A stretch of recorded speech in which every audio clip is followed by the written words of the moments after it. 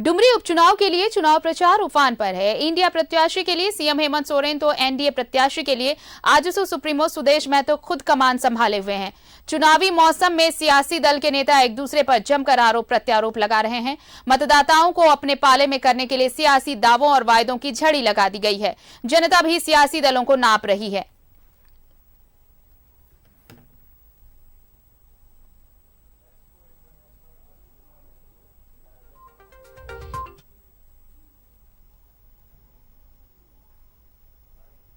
डुमरी के दंगल में दिग्गजों का जमावड़ा, सीएम हेमंत सोरेन की ताबड़तोड़ सभाएं, गांव-गांव घूम रहे आजसू सुप्रीमो सुदेश, मुकाबला त्रिकोणीय बनाने में जुटा एआईएमआईएम।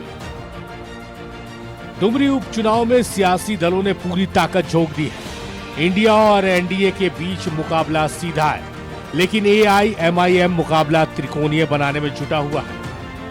इंडिया की तरफ से मुख्यमंत्री हेमंत सोरेन खुद चुनाव प्रचार की कमान संभाले हुए हैं। बीजेपी के साथ साथ आजसू पर सीधे अटैक कर रहे हैं। आजसू के चूल्हा प्रमुख पर निशाना साधते हुए सीएम ने कहा कि चूल्हा प्रमुख के जरिए महिलाओं को टारगेट किया जा रहा है। लिफाफे में पैसे देकर वोट देने की मांग की जा रही है। आज महिलाओं को ये लोग विशेष रूप से टारगेट करके वोट बिखेरने का प्रयास कर रहा है और उस लिफाफा में 1000 रुपया, 500 रुपया, 1500 रुपया, जहां जहां जैसा आदमी मिला वैसा भर भर कर दे रहा है और वोट हम ही को देना। हम महिलाओं से कहना चाहेंगे, आग्रह करना चाहेंगे, उस लिफाफा से बच के रहिएगा। इस बार अगर आप लोगों ने पिछले बार 72,000 वोट जगन्नाथ दास को दिया है तो इस बार 1,40,000 वोट से यहाँ से हमारे जाना होगा और बाकी लोगों का जमानत रद्द करना पड़ेगा, तभी जगन्नाथ जी का सच्चा श्रद्धांजलि माना जाएगा। आजसू सुप्रीमो सुदेश महतो भी गांव-गांव घूमकर चुनाव प्रचार कर रहे हैं। राज्य सरकार की नाकामियों को गिना रहे हैं। सीएम हेमंत सोरेन के आरोपों पर पलटवार कहते हुए सुदेश महतो ने कहा है कि मुख्यमंत्री जितनी बार यहां आएंगे चूल्हा प्रमुख का नाम लिए बगैर नहीं रहेंगे। डुमरी रामगढ़ दोहराने जा रहा है।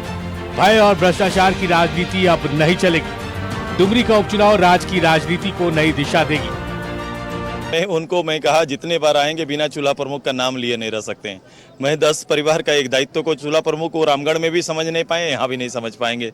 10 परिवार के एक दायित्व, राजनीतिक पॉलिटिकल दायित्व के साथ एक सुलझा हुआ परिवार न केवल वोट की अपील करता है बल्कि वोट के बाद भी उसकी सेवा का गारंटी के साथ ये कार्यक्रम हमारा चल रहा है। एक आरोप भी उन्होंने लगाया, उन्होंने कहा कि आप महिला वोटरों को टारगेट कर रहे हैं, लिफाफे की बात कह रहे हैं मुख्यमंत्री। ये उनके पार्टी को ये शोभा देता है, उन्हीं का बल है, उन्हीं की शक्ति मात्र ही बचा हुआ है। वो खरीद सकते हैं, खरीद फरोख्त उनका चरित्र रहा है, उसी चरित्र को लगातार आगे बढ़ा रहे हैं।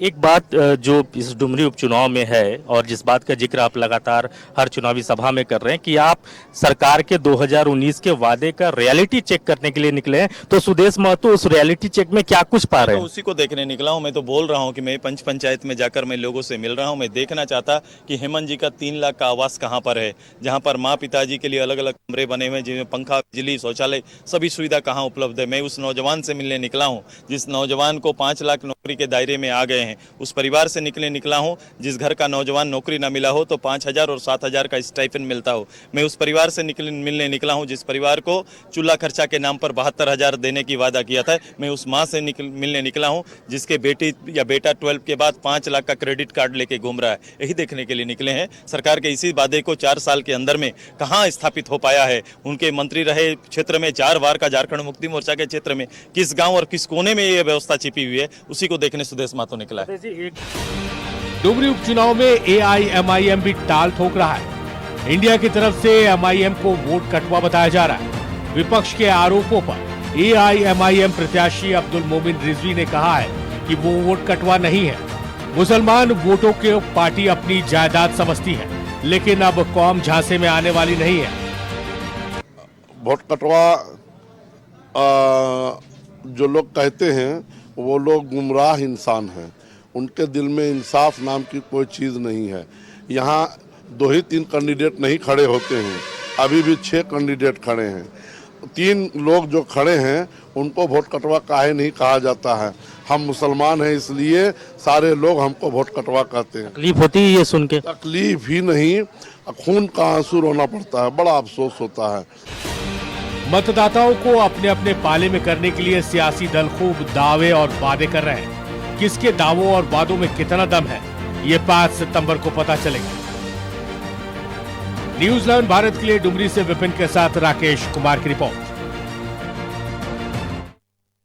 और सहयोगी राकेश हमारे साथ जुड़े हुए हैं, सीधे डुमरी चलते हैं। राकेश, देखिए सियासी दाव पेच तो चल ही रहे हैं, जुबानी जंग भी खूब चल रही है वोटिंग से पहले।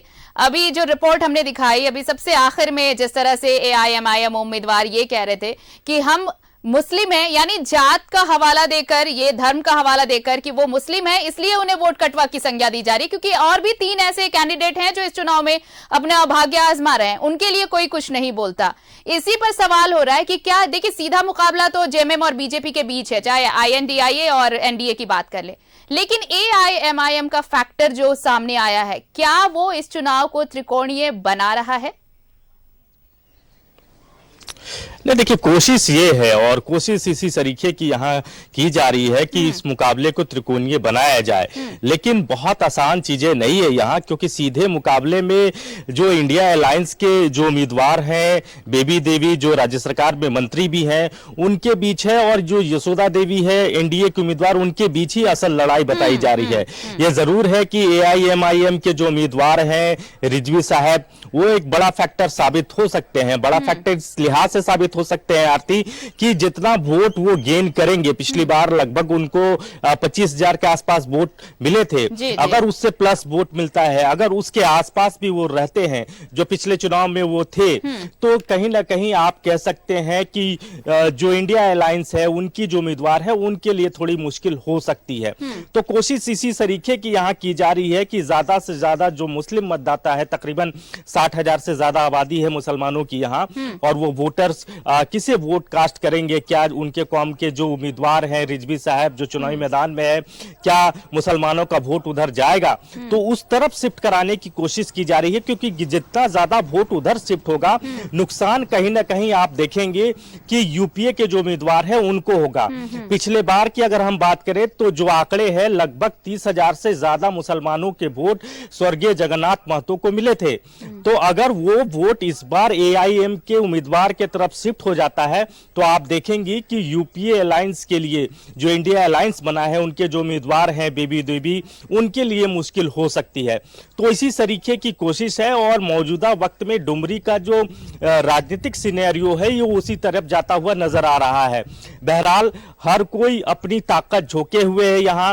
अगर आप NDA की बात करें तो खुद आजसू प्रमुख सुदेश महतो ने एक तरीके से प्रचार की कमान संभाल रखी है। लगातार वो डुमरी में ही कैंप कर रहे हैं। धनबाद यहां से चूंकि सटा हुआ है तो वो रात में वो यहीं रुकते हैं और वहां से वो लगातार कार्यक्रमों को देख भी रहे हैं और खुद छोटे छोटे पॉकेट्स में, छोटे छोटे पंचायतों में वो जाने की कोशिश कर रहे हैं। उनका जो टारगेट है, जो हमारी कल उनसे बातचीत हो रही थी, तो उन्होंने साफ तौर पर कहा कि डुमरी में 70 के आसपास पंचायत हैं और उनकी कोशिश है कि हर पंचायत में वो जाएं।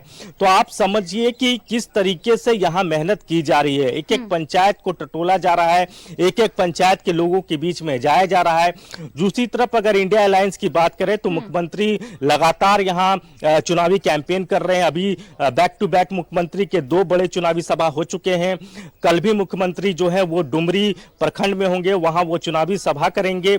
इसके अलावा झारखंड मुक्ति मोर्चा कोटे के कई मंत्री जो हैं वो लगातार यहाँ कैंप किए हुए हैं। मंत्री हफीजुल हसन वो लगातार डुमरी में कैंप किए हुए हैं। मंत्री जोभा मांझी है, इससे पहले चंपई सोरेन का यहाँ कार्यक्रम हो चुका है। महुआ मांझी जो कि राज्यसभा सांसद है, वो उनकी मौजूदगी कल यहाँ थी। वो उन्होंने भी छोटे छोटे पॉकेट्स में कई लोगों से मुलाकात की। राकेश देखिए, कल ये ताबड़तोड़ सभाएं तो चल रही हैं। आज भी देखिए बीजेपी के तरफ से भी प्रभारी जो है लक्ष्मीकांत वाजपेयी, उनकी सभा होनी है। कल फिर एक बार मुख्यमंत्री यहाँ पर जनसभा को संबोधित करते नजर आने वाले हैं। तो ये जो बड़े नेता हैं, जो शीर्ष सरीखे नेता हैं, वो तो पहुंच रहे हैं, लेकिन इन सब के बीच अगर जुबानी जंग देखें तो देखिए, एक तरफ मुख्यमंत्री ने कहा कि महिलाओं के लिए जो उनको जो दिखाया जा रहा, लॉलीपॉप दिखाया जा रहा आजसू की तरफ से, चूल्हा प्रमुख को लेकर भी उन्होंने कहा, इन सब चीजों को लेकर पलटवार भी किया। कहीं ना कहीं ये दो चीजें, आप मुस्लिम समुदाय की बात करें जिनका आंकड़ा 60,000 प्लस बताया जा रहा है जो वोटर्स हैं, प्लस जो महिलाएं हैं, क्या ये पोलराइजेशन की कोशिश हो रही है इसी बहाने, ताकि जो आंकड़े हैं पिछले बार के, अगर इस बार एनडीए एकजुट हुआ है तो शायद वो रिजल्ट बदल सके? देखिए, कोशिश उसी तरीके की है, लेकिन आप कोशिश कितना धरातल पर उतरता है ये भी देखना होगा। ये जरूर है कि जो आजसू का जो कार्यक्रम हुआ चूल्हा प्रमुख का, जिसमें अच्छी खासी महिलाओं की तादाद थी, और आपने देखा होगा कि उसको लेकर मुख्यमंत्री की जो 2 सभाएं हुई, दोनों सभाओं में मुख्यमंत्री ने उस चूल्हा प्रमुख के कार्यक्रम को टारगेट किया और ये कहा कि चूल्हा प्रमुख के बहाने आजसू के जो सुप्रीमो है सुदेश महतो, वो महिला वोटरों को टारगेट कर रहे हैं। आरोप ये भी लग रहे हैं कि उनके बीच पैसे पहुंचाए जा रहे हैं, लिफाफे दिए जा रहे हैं, और आपने देखा होगा कि कल उसका जवाब भी सुदेश महतो ने दे दिया।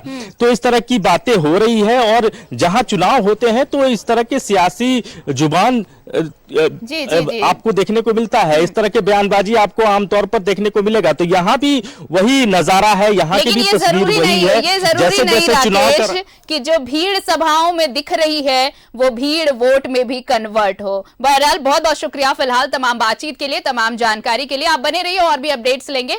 तो देखिए, कोशिश सभी दलों ने की है कि डुमरी उपचुनाव का रिजल्ट वो अपने पक्ष में करे, और इसके लिए तमाम दांवपेच चल रहे हैं, सियासी उठापटक चल रही है। आप देखिए कि जुबानी जंग भी चल रही है, बयानबाजियां हो रही हैं, आरोप प्रत्यारोप हो रहे हैं, वार पलटवार हो रहा है। लेकिन इंतजार सभी को 5 सितंबर का, जब ईवीएम पर बटन दबेगा और 8 सितंबर को नतीजे आएंगे।